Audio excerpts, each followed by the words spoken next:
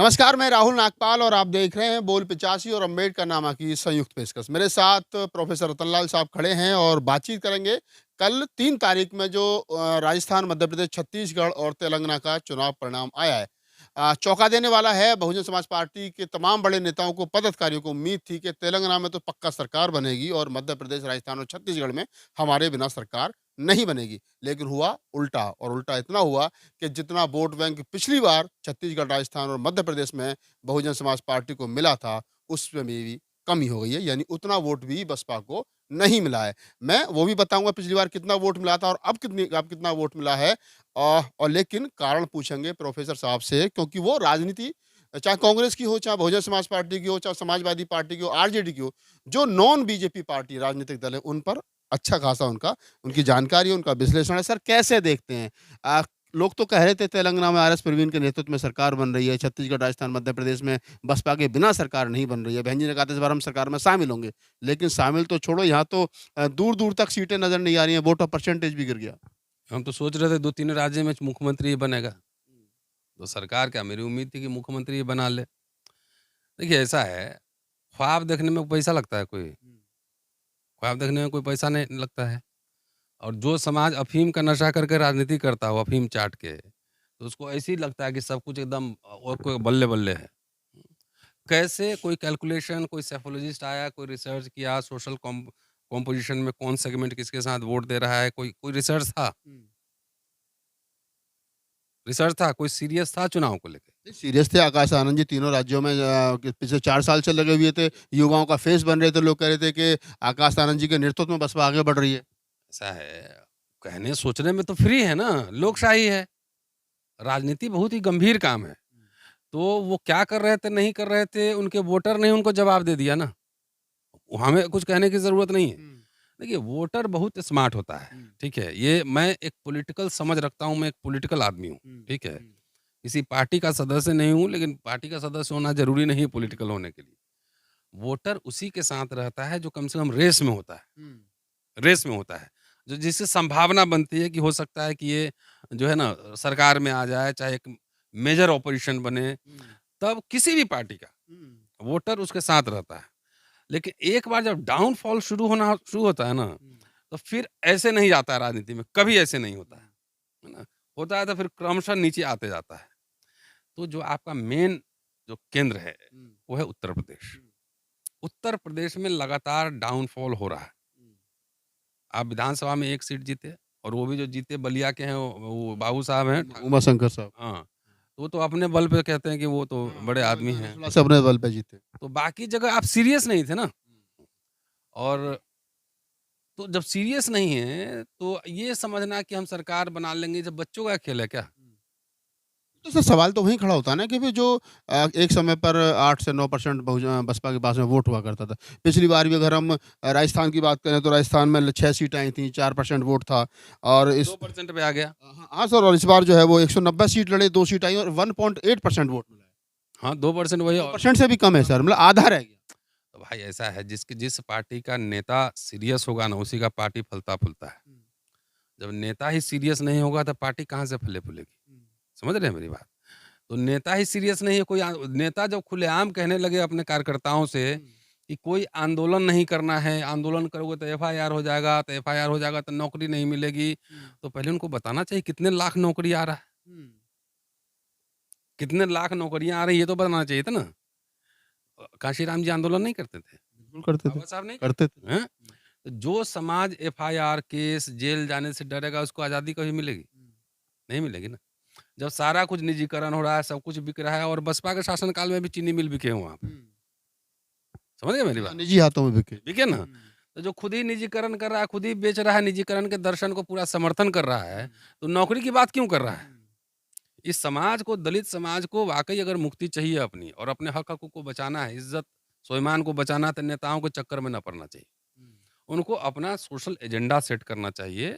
हर ज़िला में लोग सामाजिक संगठन इकट्ठा करें, बोले भाई हमारे एजेंडा को जो पुश करेगा, आगे बढ़ाएगा, उसी को वोट देना है। सरेंडर कर जाएगी पार्टी सब। अब तो दलित का वोट का कोई कीमत ही नहीं है, कोई वोट भी नहीं माँगता है। वो जानता है कि इसको वोट देना है, उसको वोट देना है, बोला उसको उधर ही जाने दो।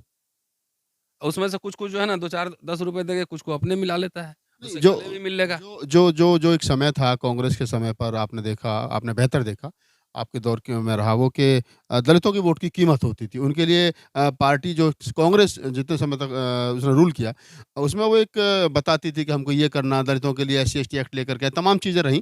तो आजकल दलितों अब जैसे छत्तीसगढ़, उत्तर प्रदेश, राजस्थान, मध्य प्रदेश की जो बात अगर हम करें, तो फिर दलितों का वोट बसपा को भी नहीं मिला तो गया कहाँ? फिर सवाल ये भी खड़ा होता है। वो तो कांग्रेस हो गया है, कांग्रेस हो गया है। अ, आप ये कह रहे हैं कि कांग्रेस को गया तो फिर कांग्रेस की सरकार भी नहीं बनी? वो उसका कारण दूसरा है ना, मुसलमान और दलित का वोट हुँ, बल्क में गया है कांग्रेस को, हुँ, बल्क में। हुँ, पूरा चारों स्टेट का आप आंकड़ा उठा लीजिए, हुँ, 40% से कम कहीं वोट नहीं है। हुँ, 39% तेलंगाना में है हुँ, और राजस्थान में 39 दशमलव कुछ है कुछ है। और बीजेपी को शायद 41% मिला है, मतलब 0.5% का अंतर है, हाँ, यही है। हाँ, तो आखिर अपर कास्ट बीजेपी को वोट दे रहा है, हुँ, बैकवर्ड में बल्क बीजेपी को वोट जा रहा है। हुँ, तो आखिर जिस पार्टी का ब्लॉक लेवल तक संगठन नहीं हो, कार्यकर्ता नहीं हो, ये कांग्रेस का कोई ऑफिस चलता है देखे हैं ढंग से? हुँ, जहाँ पे संगठन जैसे आरएसएस बीजेपी का ना संगठन है, हर पार्टी ऑफिस दफ्तर है, वहाँ लोग बैठते हैं, वहाँ पे चाय पीते हैं, अखबार पढ़ते हैं, एजेंडा सेट करते हैं, तो रोड से लोग जाता है तो देखता है 100 आदमी बैठा हुआ है यहाँ पर, हुँ, तो कुछ चल रहा होगा, तो हुँ, उसका इम्पैक्ट होता है। हुँ, कांग्रेस में ऐसा कुछ नहीं है। हुँ, बावजूद इसके हुँ, आपसी गुटबंदी हुँ। है ना? हाँ, सचिन पायलट को लेकर के बहुत और कई नाम लीजिए। छत्तीसगढ़ में देखिए छत्तीसगढ़ में भूपेश देखिए वहाँ बघेल पर और एक वो क्या नाम है वो लोकल नेता हैं वहाँ पर कई जो जिनमें आपता-नाता नहीं रहती है। हाँ, हाँ। इतनी गुटबंदी के बावजूद हुँ, और एजेंडा की स्पष्टता का अभाव। हुँ, जैसे राहुल गांधी खड़गे साहब कह रहे हैं कि हम सोशल जस्टिस पे बात करेंगे, हम जाति जनगणना कराएँगे। हुँ, कितने कांग्रेस के प्रवक्ता को आप बोलते देखे हैं, हुँ, उसके अंदर भी एक का संघी बैठा हुआ है, हुँ, कांग्रेस के अंदर संघी बैठा हुआ है, हुँ, जो उसको फ़िल्टर डाउन करके नीचे तक नहीं ले जा रहा है, हुँ, अपने नेता के आइडिया को। इस सब चुनौतियों के बावजूद मैं कह रहा हूँ, हुँ। कांग्रेस को 40% वोट मिल रहा है, मतलब 100 वोट में 40% तो कहाँ से वोट आ रहा है? हुँ। मतलब आप ये कह रहे हैं कि जो शेड्यूल कास्ट का और मुस्लिम का वोट है थोड़ा बहुत मोस्ट बैकवर्ड हाँ, वो गया है। वो ज़्यादा लेकिन जो आप बात करें कि जातिगत जनगणना की बात कही, सोशल जस्टिस की बात कही मल्लिकार्जुन खड़गे साहब ने, राहुल गांधी ने कही।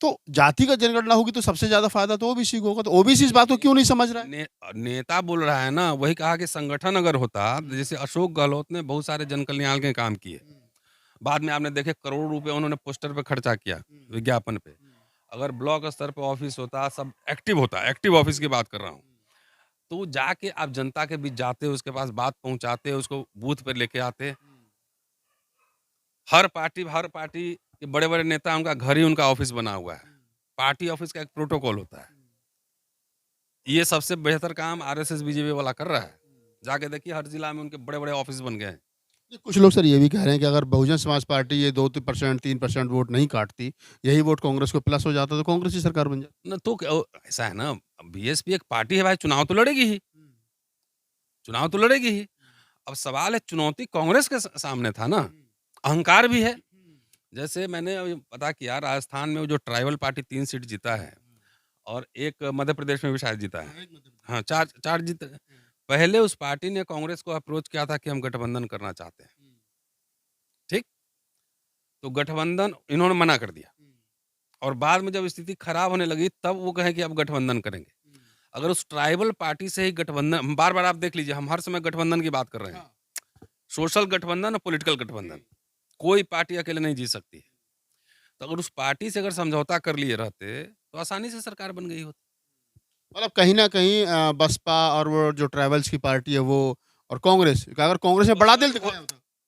बड़ा दिल दिखाया था, अखिलेश यादव 6 सीट माँग रहा था, उसी को 6 सीट दे दिए। बसपा तो कह रही है हम अकेले लड़ेंगे हर जगह। नहीं, बसपा ने भी ये कहा कि अगर हमको हमारी जितनी हिस्सेदारी बनती है कांग्रेस उतना हिस्सा हमें नहीं देती है। नहीं, नहीं, वो तो सीधा बार-बार घोषणा हो रहा है कि लोकसभा भी अकेले लड़ेंगे, सब अकेले लड़ेंगे। उनको अकेले ही लड़ना चाहिए। हुँ, अकेले ही पूरी हुकूमत बनाना चाहिए, पूरे देश पे एकदम हुक्मरान बनना चाहिए, पीएम और डिफेंस मिनिस्टर, एचआरडी मिनिस्टर सब बनाना चाहिए उनको। हुँ, आप सोशल मीडिया पर आप नहीं देखते हम लोग जो हुँ, बोल रहे हैं, उस अरे भाई सारे दलित इस देश के मिल जाओगे ना, हुँ, सारे दलित मैं कह रहा हूँ, हुँ, जो कि जात-जात के पार्टी बनाए हुए होगे, हुँ, तब भी 10-20 एमपी जितवा पाओगे, नहीं जितवा पाओगे इसमें डाउट है। हुँ। बड़ी बात कह रहे हैं सर आप। हैं? हुँ, जब तक सामाजिक गठबंधन नहीं होगा, हुँ, अगर बसपा 5 साल वहाँ सरकार चलाई, तो ब्राह्मण शंख बजाते हुए आया था। हुँ, आरएसएस आया था शंख बजाते हुए, ब्राह्मण है आरएसएस। आरएसएस आया था शंख बजाते हुए। एक बार बना दिया, उसके बाद वो अपना शंख जो है ना, इधर घुमा लिया, बोला चलो ओरिजिनल घर में। तो सब चले गए आरएसएस में। तो अब काहे नहीं बन रही? सामाजिक गठबंधन नेचुरल तो ये है, बाबा साहब ने लखनऊ में ही कहा था। लखनऊ, अप्रैल 1948 का भाषण है। ये सब कमेंट पढ़िए। हम लोग तो मूवमेंट चलाते हैं, ये लोग मोमेंट चलाता है, मोमेंट मोमेंट चलाता है। हुक्मरान बनेगा, हैं? वहीं कहा था कि भाई दलित और पिछड़े में रोटी बेटी का संबंध हो ना हो, हम इसमें इंटरेस्टेड नहीं है। खाना साथ खाए नहीं खाए, हमें इंटरेस्ट नहीं है। लेकिन अपने राजनीतिक इंटरेस्ट को देख के क्या कारण है कि लोग समझौता नहीं कर सकता है? अगर कर लेगा तो वो सरकार चलाएगा। इतना भी नहीं पड़ता है। खाली दलित अपने बल पे कितना जगह सरकार बना सकता है, ट्राइबल बना सकता है।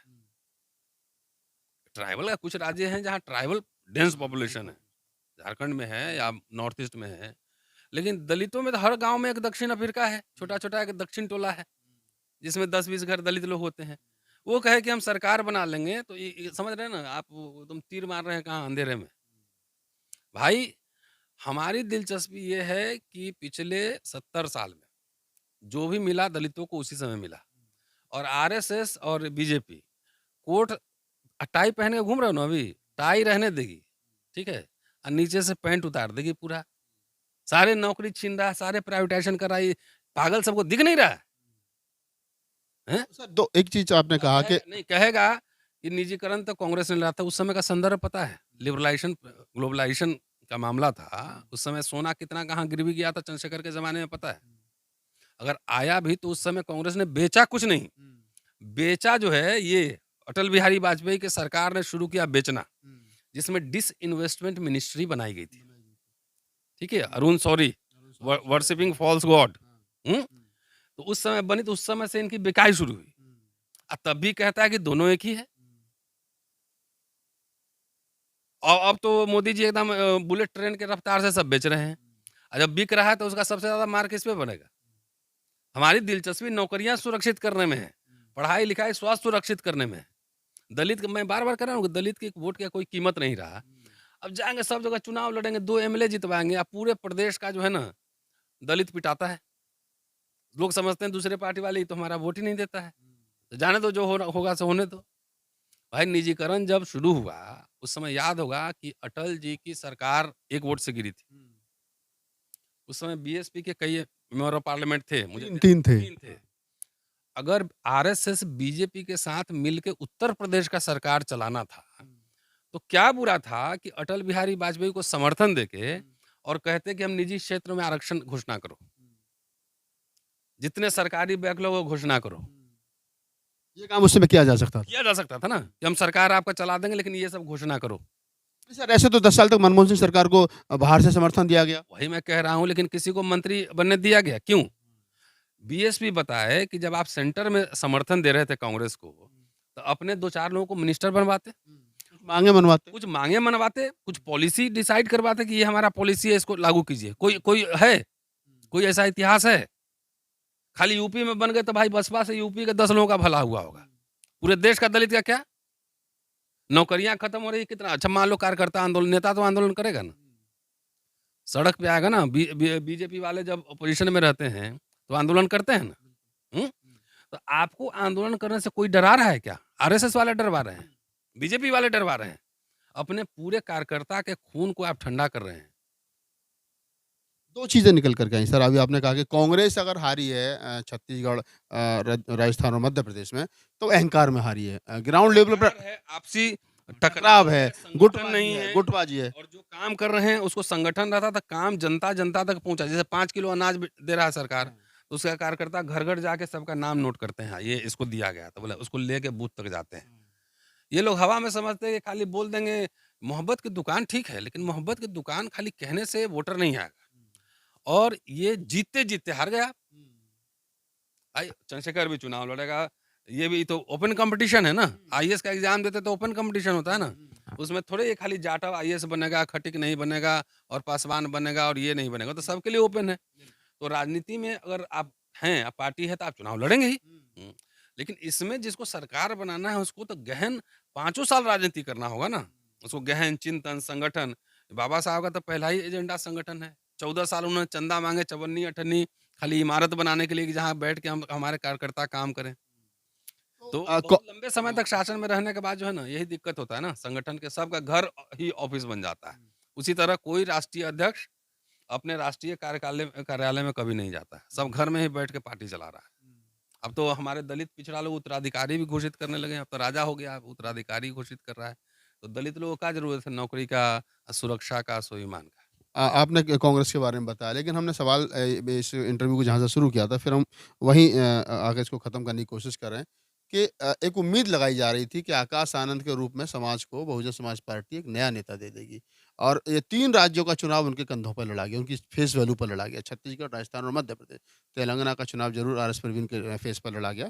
हालाँकि खुद आरएस परवीन ने अच्छे वोट दिए, 40,000 से ज़्यादा वोट लिए, चुनाव हार के तीसरे नंबर पर है। लेकिन आकाश आनंद के फेस पर चुनाव लड़ा गया। इससे पहले लोकल नेताओं को फेस पर मैं चुनाव लड़ती रही है बसपा। आकाश आनंद को लोगों ने स्वीकार नहीं किया, इसका मतलब ये मान लिया जाए? प्राइमा फेसी तो यही लग रहा है। जनता त्रस्त है ना, दलित लोग भी त्रस्त है।